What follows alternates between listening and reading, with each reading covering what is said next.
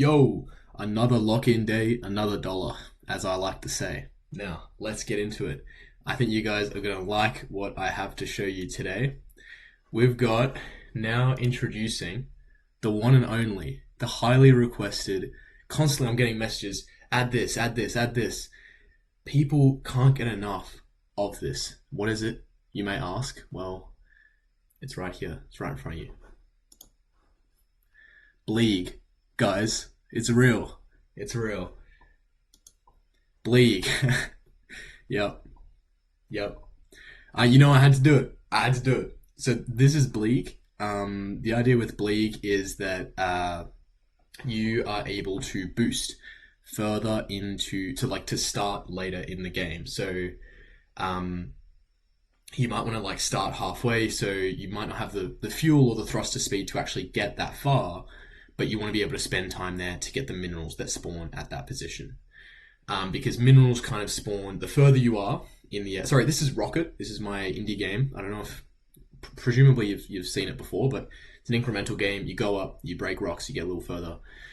The higher you get, the different rocks spawn, so you're able to get different minerals. And so the idea is that Bleeg is actually going to be able to give you a boost. So when you click the rocket here, something will pop up and give you the option to determine a point to jump to rather than starting from the start. So if I like just click this at ground level, sorry, just pressed escape there, but ignore that.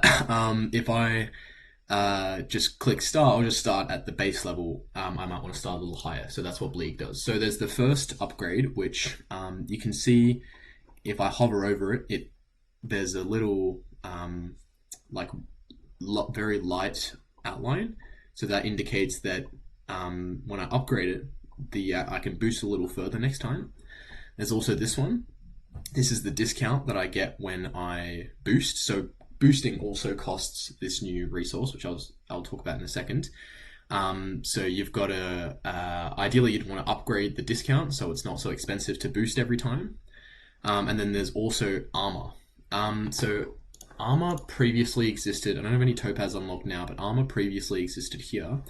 What I think I'm going to do is turn this, add a critical hit, and I'm going to put that as a stat here. And then this is going to have armor. So the way that we get this resource is there's a new type of asteroid. It's this resource here. There's a new type of asteroid which relates to corundum. I'll just have to open it up.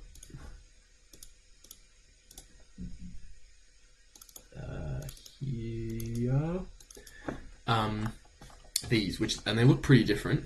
And the idea is that these actually deal damage to you when you hit them. They actually take some of your fuel away. So you kind of need to be a little conservative when you're breaking them. Because if you break too many, you won't be able to actually fly for quite as long.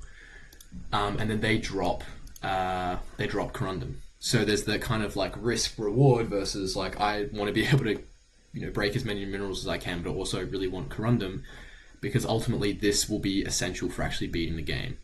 Is my idea, because I wanted to like kind of make it such that you actually had to break this mineral to like add the strategy of like, okay, when should I break it? Is it more optimal to like break multiple at once? Decision making like that.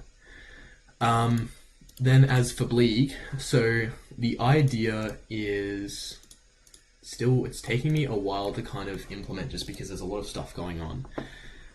But yeah, so you'll be able to like jump up. And so when you click the rocket, this is a fantastic drawing. You don't have to tell me that.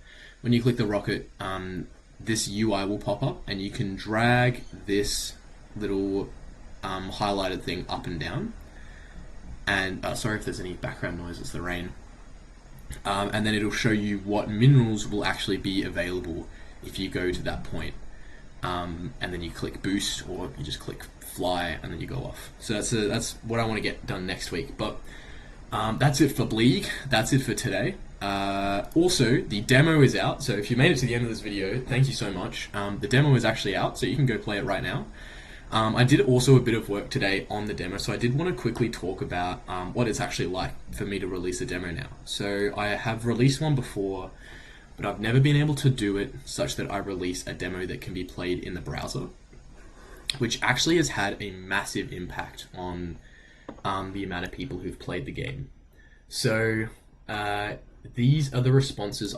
There's like a little feedback survey. So if you do play the demo, please leave feedback. It's like the most valuable thing for me out of, you can subscribe, like the video, whatever, but feedback is the most valuable.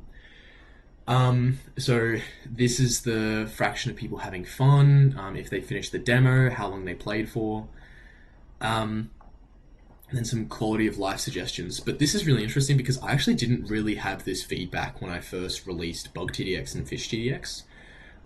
Mainly because I didn't release on the browser, but also I didn't even really release to itch.io. Like, I think it's really important to use itch.io and use the traffic that you get from that to actually get feedback on your games, which I tried to do before. Like, I released this for FishTDX, but that actually looks like shit. That looks so fucking bad. And this looks so much nicer, so people are actually going to see this and click on it. But it didn't take me that long to make this as well, so I definitely should have put more effort. But like, definitely a massive suggestion or recommendation to actually use itch.io because it's super helpful. And I can see the analytics as well. And I had like a massive peak when I first released it. So if I could go back in time, maybe I would have waited a little more and like cleaned up some of the bugs, just so potentially this traffic could have been maintained for a little longer. But you can see that there's still like daily plays, so 20. I'm guessing it's probably going to average out to about like 10, or it might just continue going down. I will continue posting written devlogs each week of what I change, which I hope is going to make sure that like it kind of itch.io learns that I'm still actually working on the game. And I also got 9 comments and a rating. Someone gave it 4 out of 5, which is good. And then something else I'm going to touch on, just because like this is a note of game dev, and part of my game dev journey is actually making these videos. So my video recently, this is the YouTube backend. My video recently actually has found its audience, I think. So this is the video where I talk about how much money BugTDX made. I do plan to do one for FishTDX, but yeah, here you can see obviously $7.95 is not a crazy amount, but it was able to find its audience, which is really cool. So it hovered around like a couple of hundred views for quite a while, but then for whatever reason, it just recently picked up.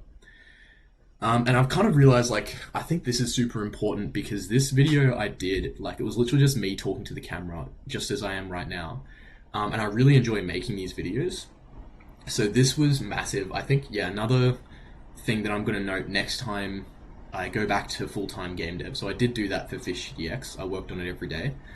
When I do get the opportunity to do that again, I will post to YouTube as much as I can, because I feel like that consistency can sometimes make up for the lack of like quality or perceived quality, because I'm not going to be editing these videos. So that's just something to note, that this traffic can eventually convert into actual interest in your future games and interest in you as a personality, which is cool. This has been a bit of a longer one. I think that's it for me. Thanks for watching. Like and subscribe, and I'll see you next week. See ya.